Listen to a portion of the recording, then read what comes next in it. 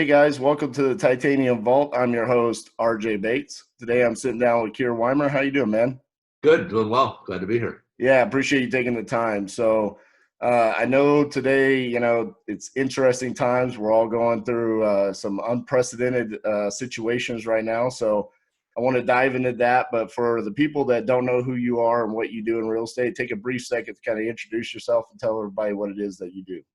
Sure. Well, for one, thanks for having me. Happy to be here, RJ, and talk with the audience today. So my background quick, I guess I'd characterize myself as a real estate and lifestyle entrepreneur. I own several seven-figure businesses in the space, from luxury brokerage team to investment to a hospitality company with hotels and resorts that we own.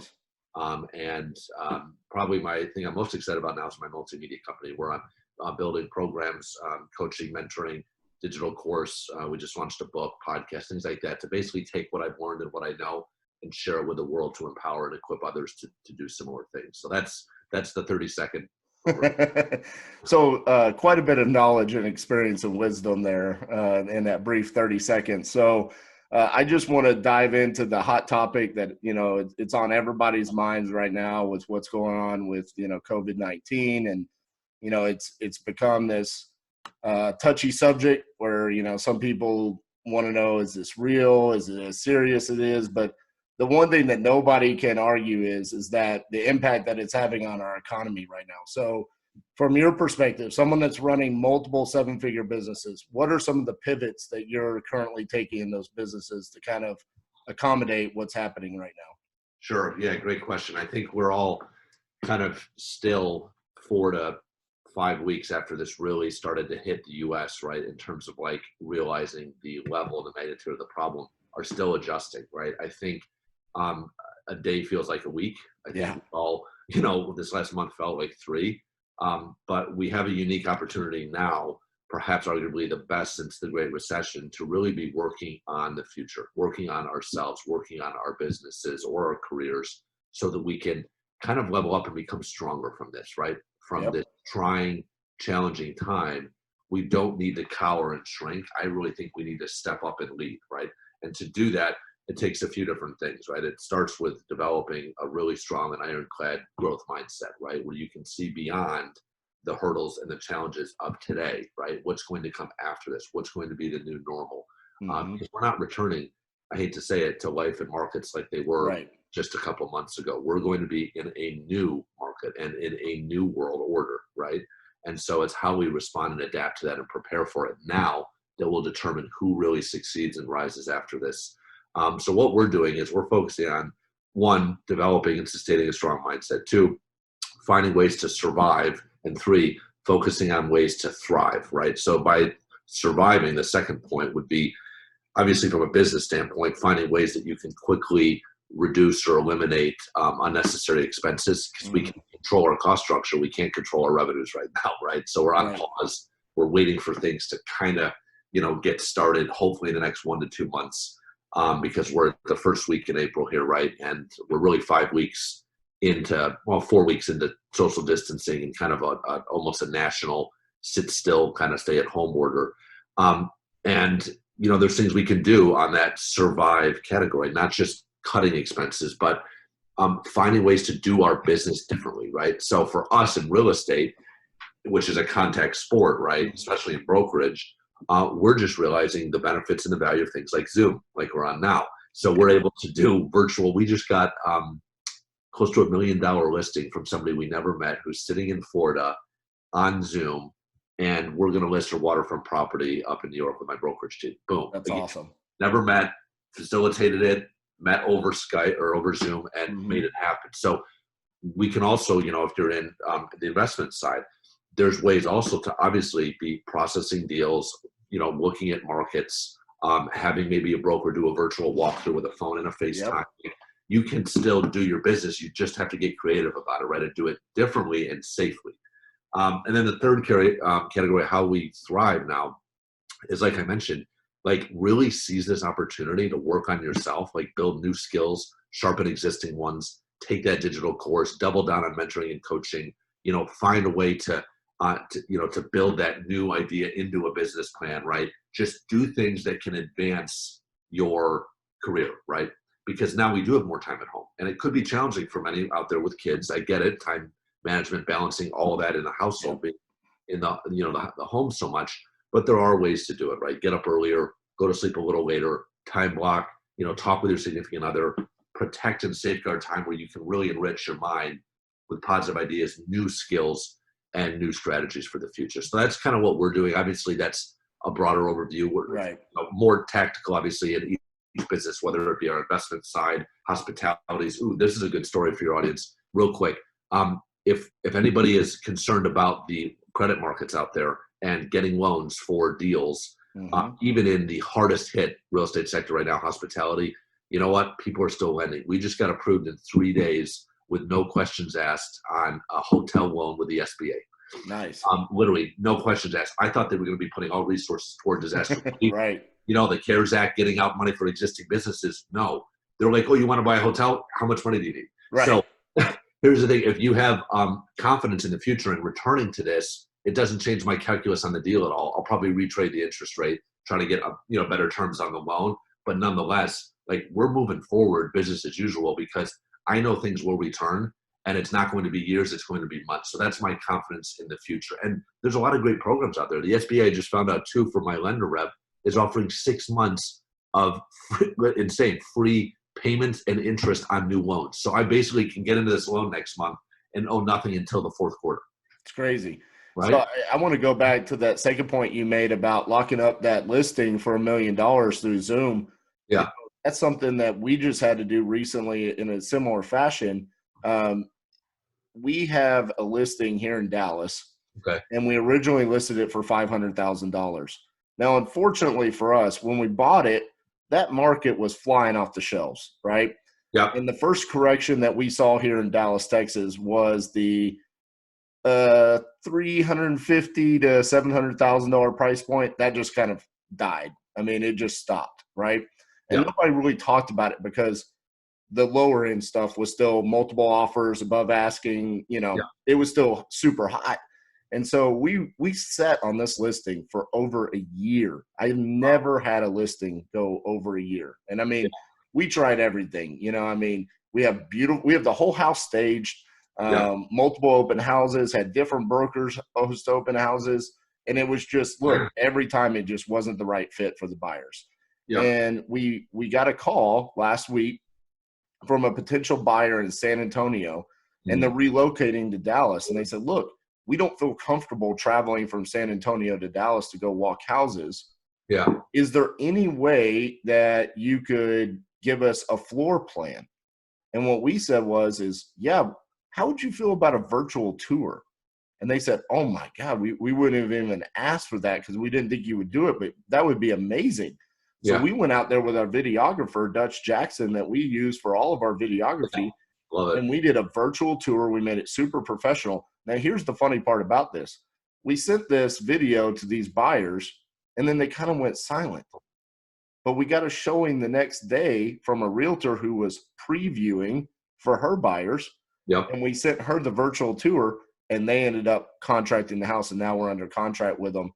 It's all about pivoting, right? Like, a virtual tour is not something that we would have ever thought of, 3 weeks ago. But now it's like, hey, I get it. You don't want to drive from San Antonio to here because, hey, it's a danger to your health. That's how you feel.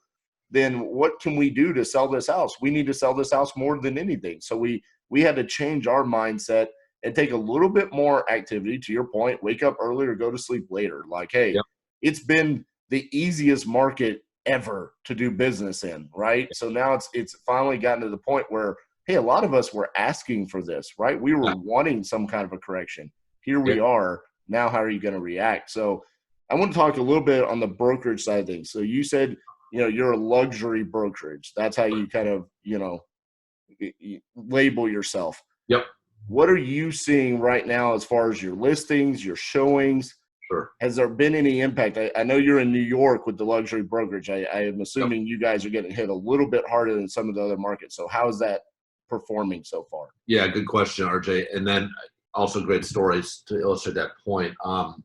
So we're primarily on the brokerage side based in upstate New York. So we're away from the epicenter, Okay. kind of what happened in the crisis. I do have a place in an office in Manhattan, which is more focused on the multimedia and investment stuff. But upstate, our brokerage is based up in Saratoga Springs, horse country by the Capitol. And we typically do a lot of vacation homes, waterfront, equestrian, ski homes, Yep. executive homes, you name it, right? Luxury, second and third vacation homes primarily. Our average price is generally over seven figures, but we have, a handful under. What we're seeing now is certainly a reluctance on the list side, not knowing if there will be buyers. So wondering if this is still the time when they were thinking about listing in the second quarter of the spring going into the summer, which is our busiest season. Mm-hmm. We had to counsel the lady I just talked to you about on why it is important to get out there ahead of the other ones and be positioned really attractively to snag the buyers that are out there, because people are still looking. We've gotten inquiries and calls from, affluent people and all the way down the wealth ladder for a little bit more demand on places in remote locales, where it's in the mountains, clean air, away from cities. Because here's the thing, this will happen again, right? Now, we know as a country, we're going to have to be much more prepared. And as a people, we're also finding contingency plans, right, to get our families into safer places should this happen if you're released from the big cities. So I see a demand over time uptaking a little bit for that, but I think in the near term, it's going to be painful. I think we have really challenging, year in terms of compared to what it was last year. And for the first time in a long time, right, for the people like you that have this knowledge of a very specific market, like you talk about Saratoga. I'm a horse racing fan, so I know about Saratoga. So, you have to look at the impact that this is having on the industry like horse racing, right? Totally. Because that's a lot. That's a big deal in Saratoga. Am I right? Totally. Yeah, and it's the demand driver for a lot of the second homes here. So 100%. So like where you are in your market, try to think of like where are your big demand drivers coming from, right? And then how can you tailor a plan, both a communication plan and a marketing plan, to still speak to them, to speak to their pain points, their motivations, their concerns in a way that attracts them to you so you can still do business, even if it takes longer, right? Even if it is for a lower price point. But this is still relationship business, and you can still form and develop and cultivate relationships by Zoom like we're doing right now. Right. So I encourage people to do that, to think outside the box, right? And to also realize that now actually there's going to be more creative ways to finance deals. Like I just said, there's more liquidity being pumped in the system by the federal government, right? The Fed, as well as fiscal policy and the CARES Act and other things. There's also other loan programs that are being rolled out because they don't want to see credit dry up. So more and more people, I think, will be using that where they might have been a cash buyer. Maybe they borrow 50% now, or even 80% or whatever, to buy properties that they might have bought with cash. So there are creative ways to be getting deals done still.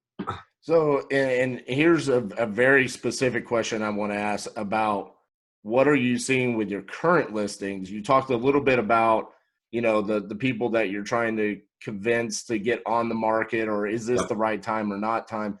What about the listings that are on the market? Because what we've seen so far, and this is through Missouri, Mississippi, Texas, Alaska, and Hawaii. So 5 different states that are all across the country, right, in different locations. Out of all the listings that we've had, only 2 are still on the market through all of this. And everything else has gone under contract, still closed on time. Appraisals have not been a problem. What are you seeing in that regard? Yeah, good question. We also have 3 deals under contract right now, and I would say a similar story to what you just said. Obviously, the pace and strength of demand on the new listing side is not there, and it usually starts to pick up now coming out of the winter up here. Right. And I don't think it will be there for a little while, just based on what we talked about. But I think I would agree. It's been largely business as usual until about 2 or 3 weeks ago. It's interesting because it's like I almost feel like I'm living in 2 different worlds where it's like I list a house and then it's like this is exactly the same way it was like a month ago. It's like we get multiple offers and then we go under contract and they're highly motivated. And a lot of times of what I'm seeing is people are wanting to capitalize on the low interest rates. Yep. And then from another perspective, I do a lot of podcasts, webinars, talking to other investors.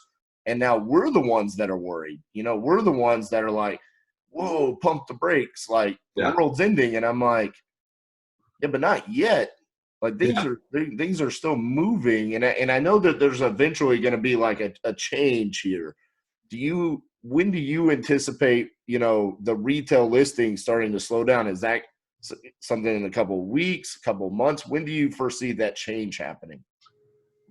I think it's going to be, like I mentioned, a tough second quarter. I think it's going to be an adjustment, a lot of waiting in to see how things shuffle out medically with our handle of the virus spread, which we are seeing really encouraging signs over the last few days. So you think we're already there, though? You I think think we're already like the beginning of the change? we're in the beginning. Yeah, I think we're in the very early stages. I think, though, when you look at the encouraging signs medically on a lot of things with infection rates, the death rate and some of the new case and hospitalization rates in New York and other centers of the outbreak, it's actually encouraging over the last 3 or 4 days. It's April 7th today. Mm-hmm. So it's hard to really state that that's a trend or that we're hitting the peak.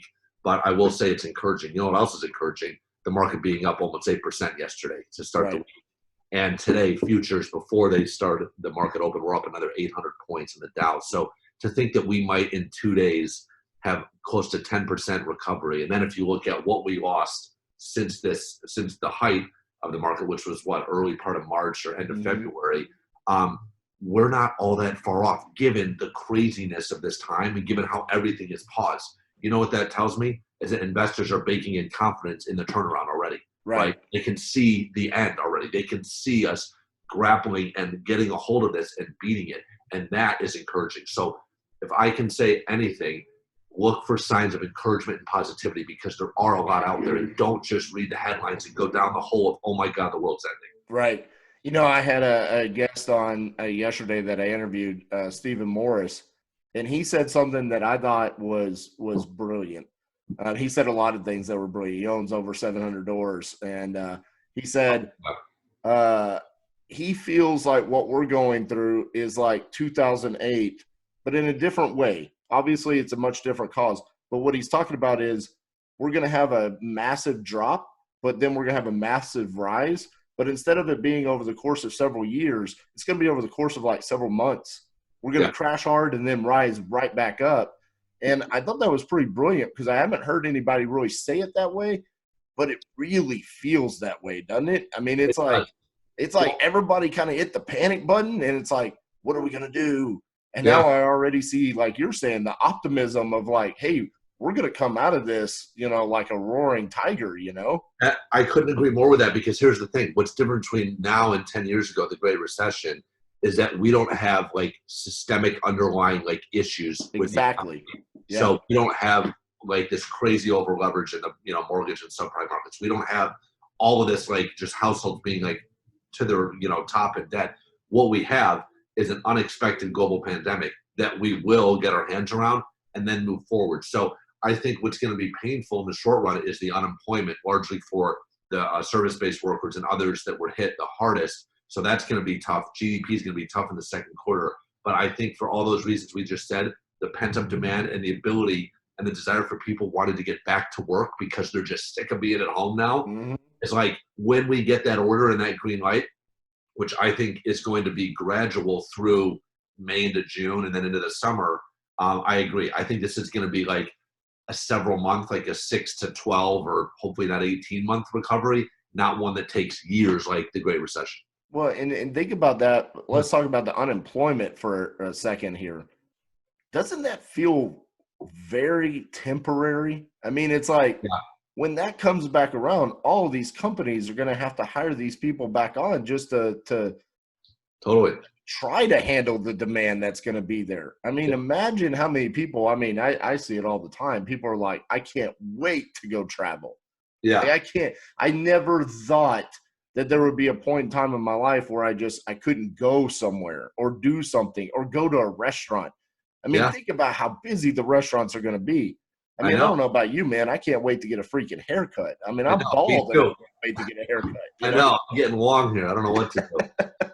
So I think there's Great. going to be so many different aspects of our lives that when the light gets turned back on, and I agree, I think it has to be gradual, or we're just going to put ourselves right back in the same situation, right? Yep. It's a virus, like it's not going to go away completely, so it's still going to be there.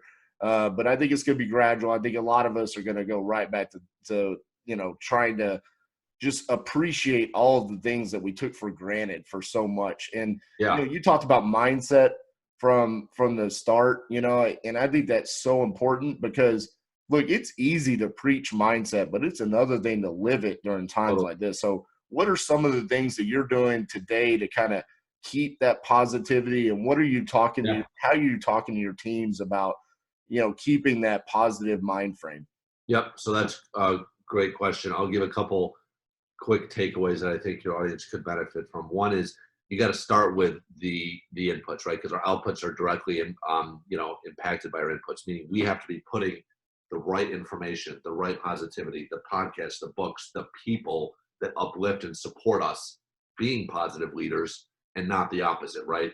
That's step one. Step two is developing the courage to be out there and be a leader and a thought leader now, to not shrink and cower, but to rise and stand up and face the challenge, meaning be out there on social media, be on Facebook Lives, be on Zooms with your teams and your employees and your colleagues and your family and friends, and be talking about this in ways that is conscientious, sensitive, and what it means for them, right? So just be a leader. Don't be, if you're in sales, obviously it's not a good time to be prospecting, but it is a good time to reach out to prospects and see how they're doing, right? Right. And support them and see how you can help them if there's anything you could do. So be a leader, which means rise to the challenge, right? So that's another one.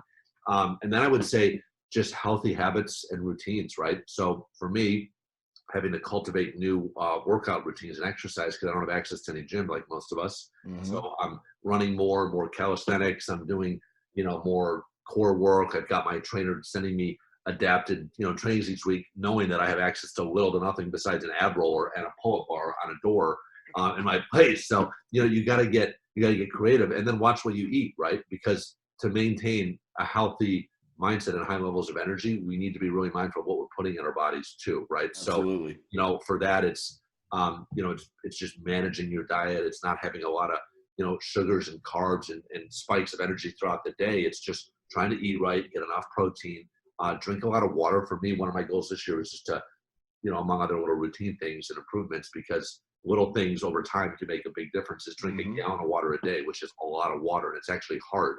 You have to really be intentional about it. So I create simple 5 calendar reminders at 3 or 4 hour intervals in the day to drink water. And what do? I go drink water, or right now, because I love sparkling water, I'm drinking sparkling water. But things like that. So just like be intentional about cultivating a positive space and a positive mindset. Yeah, and I think that's very important that you said there, be thoughtful leaders and be intentional about it and putting yourself out there, right? I mean, Yeah. it's very easy for us to cower at the face of what we're facing, right? I mean, there's a lot of Yeah. people, let's just be real. There's a lot of people right now that are worried that they're going to lose their business, Yeah. right? And that's a reality. But here's the thing, as an entrepreneur, that should have been a reality that you were facing every single day.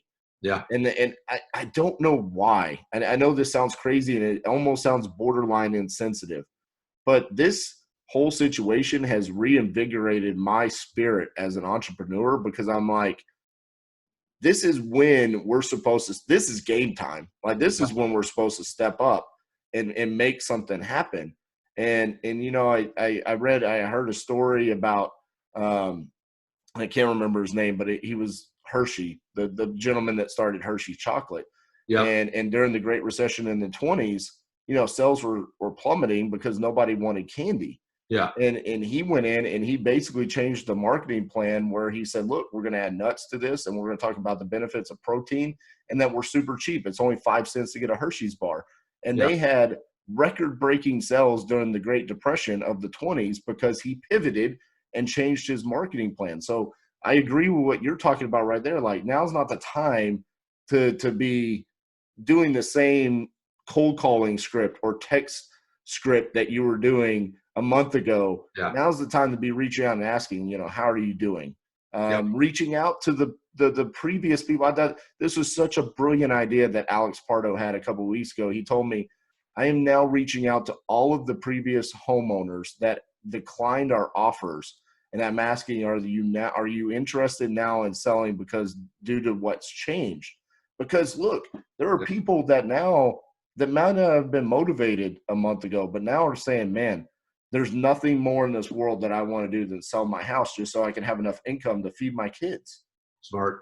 You Yep. know? And so it's just a different story and pitch to your people, right? We don't buy houses, we solve people's problems. So Yep. I think that's a huge thing. What are some of the other steps that you're taking as far as like communicating to your team specifically, right? Because this is so important that our team stay motivated during this time because their income's being impacted just as much as ours, right? And Yep. without them, we're nothing. So how are you communicating to your team, like through those Zoom calls and the virtual meetings that you're having? Yeah, we're just doubling down on working on the business. So we're taking a lot of training stuff, courses to a next level. We're, investing in a couple different programs where we were waiting on because we have more time now. I just spent, the weekend doing probably 10 hours of video training for new front end Facebook advertising at a new level that we're going to be rolling out. Love it. So we're doing things like that. We're again, like the things I just recommended, I'm really trying to be a leader to my team members on what they can do personally, professionally to really seize this time. And Let me ask you a question. I want you to be as transparent as possible. Yeah. How long has that training that you just did been on your to-do list? Several months since. Right. It was something you were always putting off because you Yep. just I don't have time for it, right? Yeah, Business is definitely. flowing. We got to take care of this. This is an opportunity for us to literally slow down to go faster. So that's why I wanted to ask you that Yeah. because, No, I mean, 100%. it's the case, Yeah. we're doing the exact same thing, right? The employees aren't here. So what do? We have Mm. to virtually train them, which Yeah. is something we've always wanted to do. So I love that idea that now is the time to get those items taken care of at this point in time. So sorry, I didn't mean to interrupt Yeah. you, but No, I just I want to point that out. totally agree. And I think also then just working on how can you anticipate, nobody really knows. If they say they do, they're lying, but how the market and the world will change. We have an idea of how it will, but it's so early for Mm-hmm. sitting to really see. But again, like in terms of, to switch gears more on the investment side of real estate, what that's going to mean. I mean, that's going to be very, like real estate always is, very local in terms of how markets are affected. For instance, I've been reading a lot about the office market, in Houston and in other Texas cities and how it's just getting decimated. And look at the REITs that are, the REIT sector of the market and how it's fallen significantly faster and farther than the broader market Mm-hmm. index. I think the way people work is going to change, meaning the demand for a large open office space is not going to be what it might have been because we're realizing now when we've been forced to, we've adapted to working remotely at home. And maybe many employers, I don't know, will say, hey, you know what?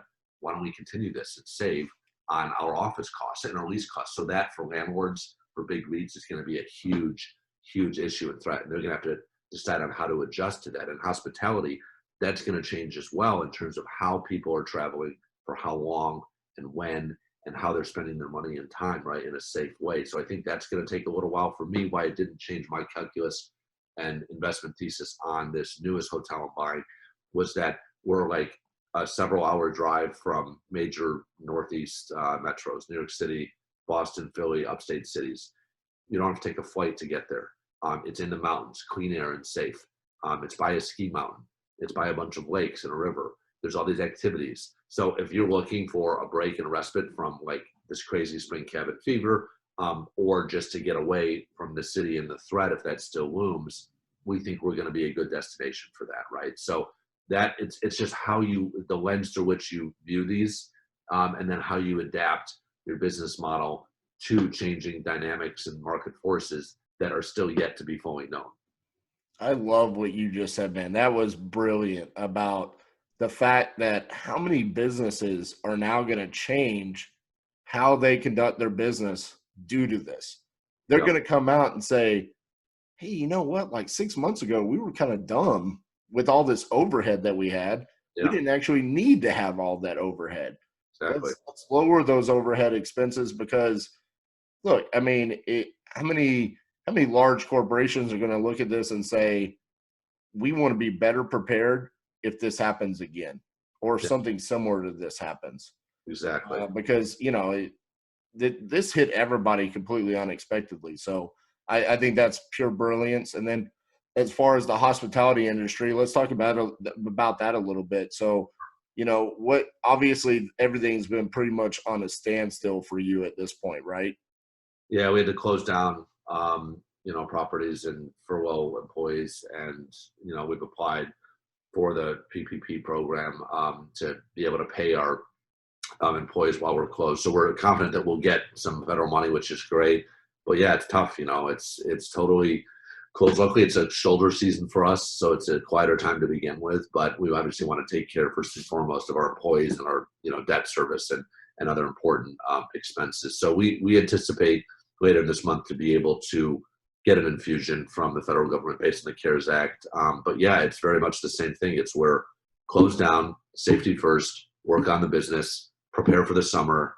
How do we continue to market in a way that's conscientious, sensitive, but also, allows us to stay in the conversation and be visible? So we're working on things, to send out email communications, social media posts, some plans and discounting probably for the summer to incentivize people financially to still travel and make the drive up. So that's kind of what we're doing now. And we'll do some other physical plant stuff, when the weather breaks, which it finally has. We'll do some of those projects, around the property. We'll get some of our employees back, and even us owners will put on the boots, the wellies, and they'll get the rakes, and we'll go, do what we do on spring cleanup because I mean we got some time now, and we can save some money by doing that. Well, that's what I was about to say. I mean, just from a purely like the real estate side of things, I mean, y'all still have to do maintenance on the buildings themselves, Yeah, right? I mean, it's not like just because you're shut down, you don't have to maintain the building. yeah, It does exactly. open up opportunities for you, just like you can do the virtual training now for some of your other employees. This Yep. will open up the opportunity to do some maintenance to the building that maybe otherwise during business as usual you couldn't. Yeah. In that regard, let's talk about when, say at the end of April here, and President Trump comes on and says, "Hey, we want to turn on the economy again." What do you see as far as travel? Do you think it's going to be this slow progression, or do you think there's going to be a boom and people just trying to get out from the cabin fever that you said?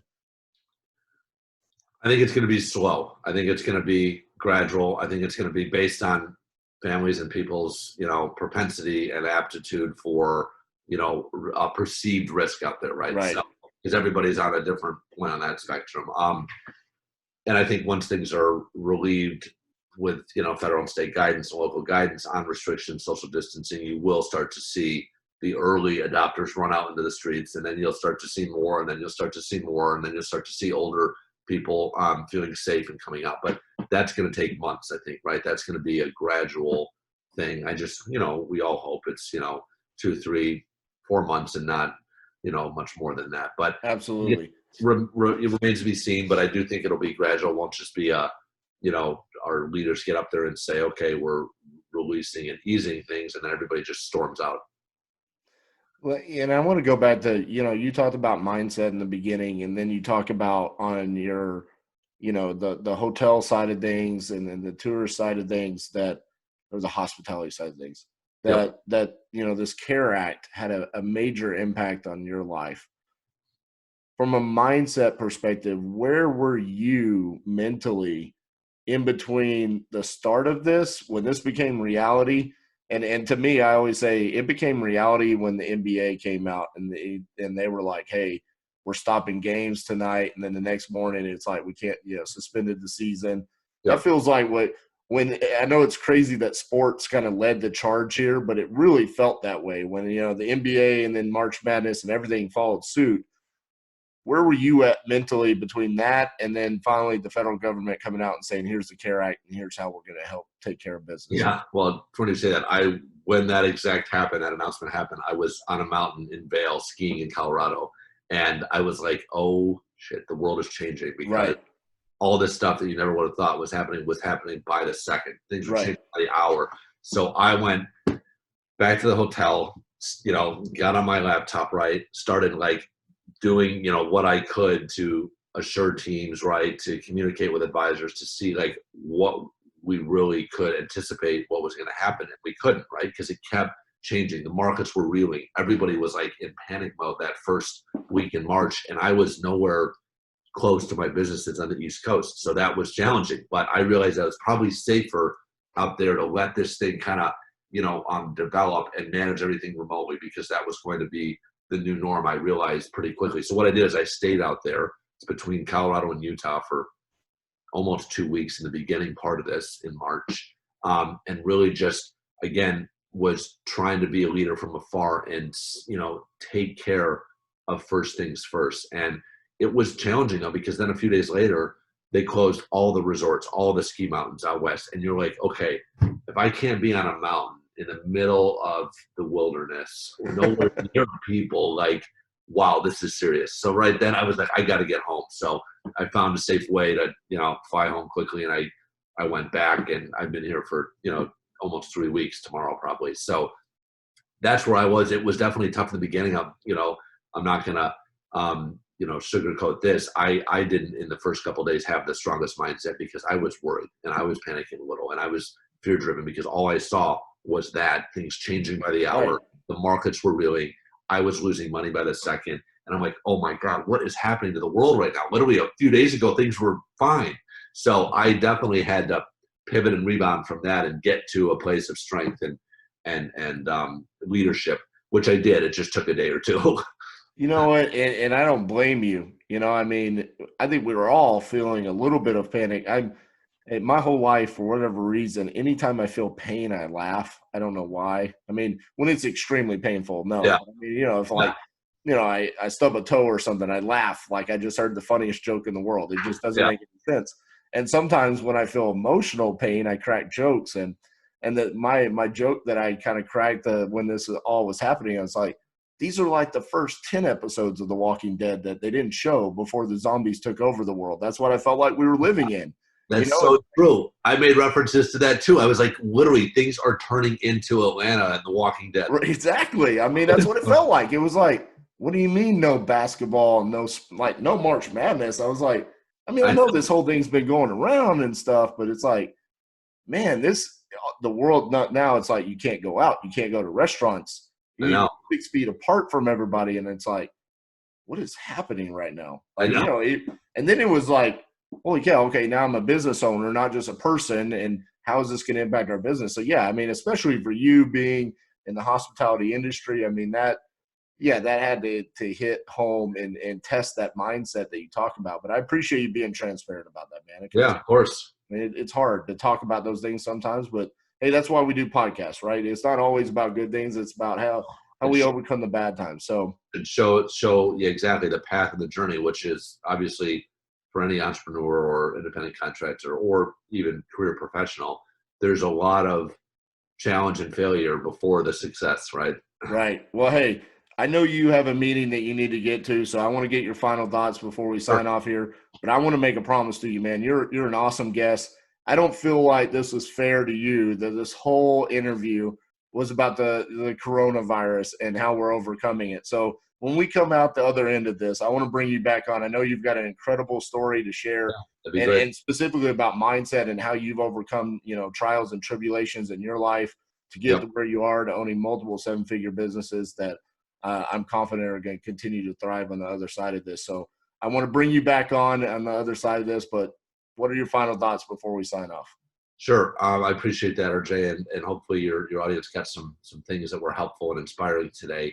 I would say this, let's all focus on the things we can control, right? And let the other things in the world that sometimes seem chaotic fall into place, because they always do. The thing is, we as a people and a culture, a society in the U.S. and as a global culture have been through far worse. We've made it through crazy hard wars, natural disasters, famine, all kinds of things, and we've made it out the other end. So just realize that we're going to do that too. This too will pass, and we'll be stronger for it. We'll be able to better prepare for when this happens again, which it will, and we'll be able to adapt and live in a new world where we're probably placing safety at a higher priority than we did before. So focus on the things you can control, develop and sustain a positive mindset, and adapt, survive, and then set yourself up to thrive in this new world once we emerge from it. Do it in that order, and you'll be in a great position. Awesome, man. Thank you so much for everything that you share with us, the full transparency about how you've been dealing with this situation. Guys, that's our episode for this week. If you enjoyed it and you're listening on iTunes, remember we only accept 5-star ratings. If you're watching on YouTube, make sure you give us a thumbs up and hit the subscribe button. We'll see you guys next week.